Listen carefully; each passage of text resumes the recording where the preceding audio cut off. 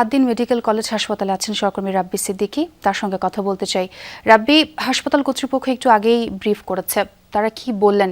মৃত্যুর কারণ জানা গেল কিনা?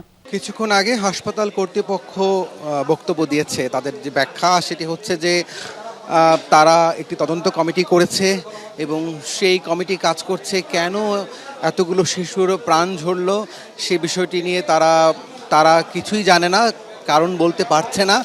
তবে যে ঘটনাটি বলেছে যে এই শিশুর 6 শিশুর 11 জন স্বজন, 11 জন কিন্তু ওই পোস্ট অপারেটিভ ওয়ার্ডেই ছিল এবং তারা রাতের বেলায় এসি বন্ধ করতে বলে ঠান্ডা অনুভব করার পর এরপরে নার্সরা সেই এসি বন্ধ করে। এরপরে আবার যখন একটু গরম অনুভূত হয় তখন আবার এসি চালাতে বলে। এরপর ভোর 6টার দিকে একে একে করে 6টি বাচ্চা অসুস্থ হলে তাদেরকে এনআইসিউতে নেওয়া হয় এবং সর্বোচ্চ চিকিৎসা দেবার আগেই এই শিশুগুলো একে একে ঝরে যায় এবং এই 6 জনের মৃত্যুর সঠিক কারণ কি সেটি কিন্তু এখনও পুলিশ বলতে পারছে না।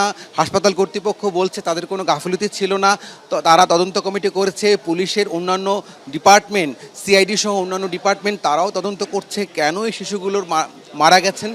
আসলে আমরা সেই ওয়ার্ডটিতে গিয়েছিলাম, বিশেষ করে আমি যদি বলি যে সেই ওয়ার্ডে এখনও একটা বিকট গন্ধ পাওয়া যাচ্ছে।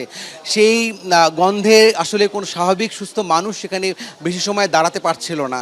এই বাচ্চাগুলো সেই ওয়ার্ডে ছিল এবং সেখান থেকেই তাদের একে একে 6 জনের মরদেহ উদ্ধার করা হয়েছে এবং অভিভাবকরা বলছে যে হাসপাতালের গাফিলতি ছিল।